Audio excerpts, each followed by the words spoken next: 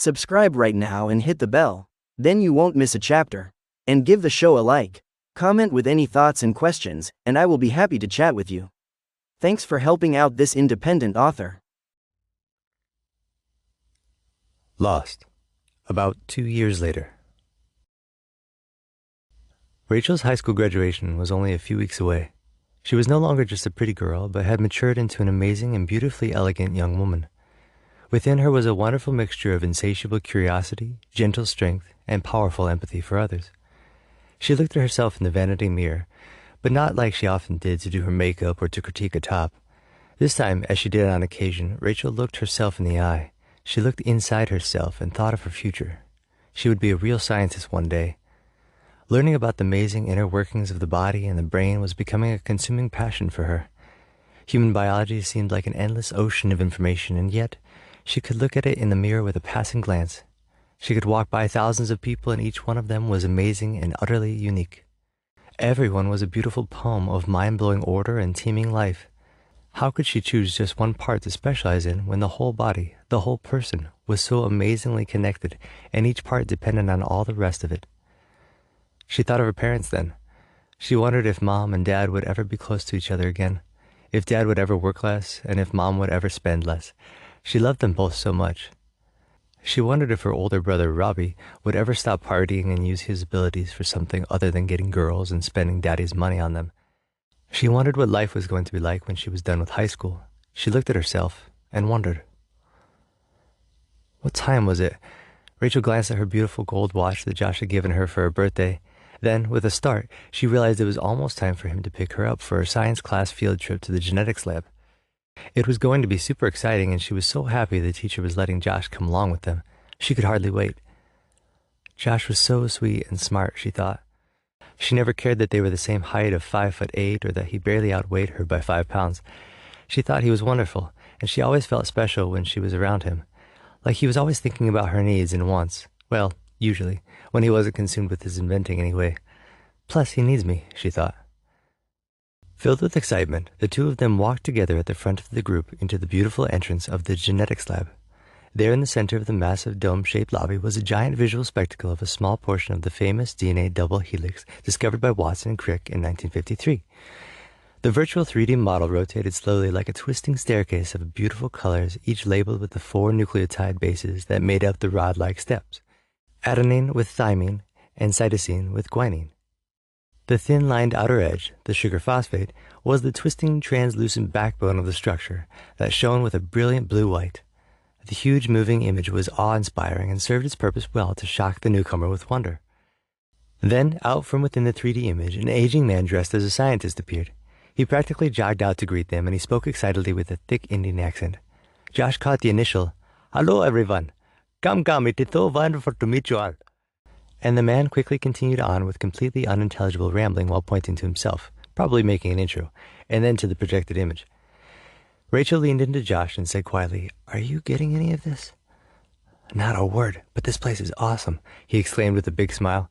He continued in an excited whisper, "Hey, did you know that the ratio of the spiral for the DNA molecule is 1.6190476, which is very near pi, 1.6180339?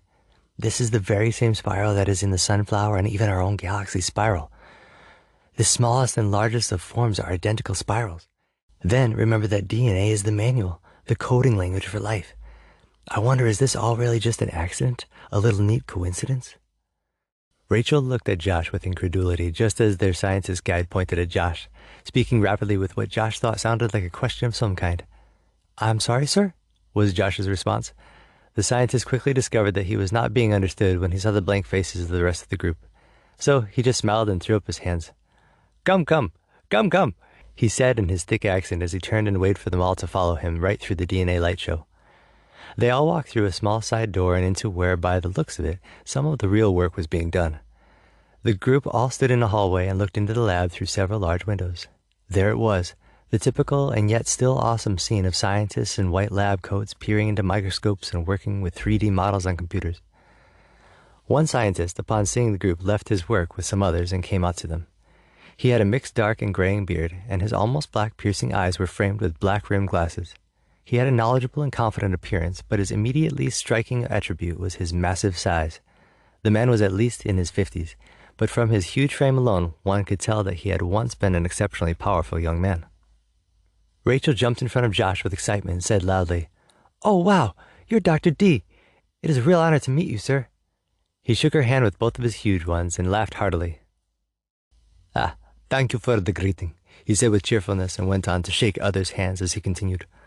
"Dr. D is what the journalists like to call me when they dubbed me as infamous geneticist for Mexico," he said with a perfect smile. "But my name is actually Marco Diabolo, and welcome to the establishment for genome optimization.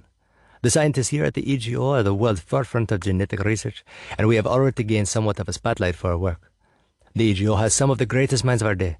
Possibly, one of you will be the next great one to join our vision."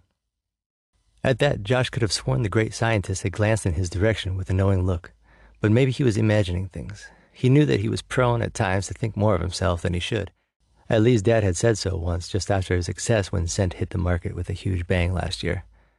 Josh pulled himself back to the present, where Dr. D was still speaking. "It is superb to have all of you beautiful young people here to see our work and catch our vision for humanity's future, a future of unparalleled health and vibrant long life, where preventing a devastating disease is as simple as hitting the autocorrect for a misspelled word, a future where no child must be born weak or dumb, but all can have strong, healthy bodies and minds. Welcome." Josh was enamored and felt like a small child when he stood in front of the huge man to shake his hand. But then, quite abruptly, Dr. D paused at Josh while still holding his handshake firmly. "It appears," Dr. D told everyone, "that you also have a special scientist here in the midst of your group. You are Joshua Macias, correct?" Startled by the recognition, Josh paused a moment, then gathered his voice. "Yes, that's me. It is an honor, sir." "Oh, the honor is for me," said Dr. D flatteringly. "I have one of your devices in the next room. It has been a wonderful tool for us here, and it serves as a great leap to expand our minds for what is possible with the power of science." At that point, he was addressing everyone, but then he turned and looked at Josh for a long moment. Then he stated, "You have a great future, I think," more as a thought to himself than to Josh. "Well, I must be going now, and I will leave you in the good hands of Dr. Echara." He motioned to the scientist guide to resume, then walked quickly down the way the group had come. The group bustled on with anticipation to see the rest of the tour. "I'll catch up in a sec," Josh whispered quickly to Rachel as he took off after the huge scientist.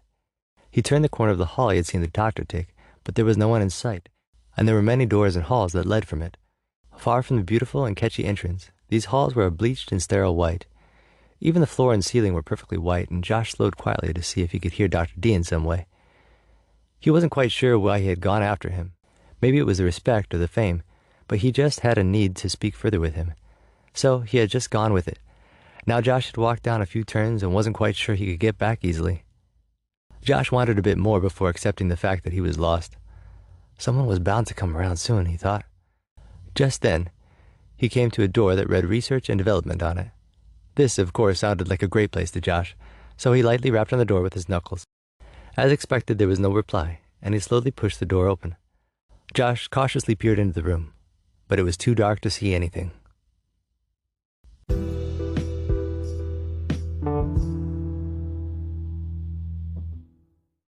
Be sure to share the show with friends and write an Amazon review. Get the entire audiobook right now. Go to sa.vanderwerf.com to get it at an extremely discounted price. To receive the free ebook and my wallpaper book cover image, just sign up for the newsletter at sa.vanderwerf.com.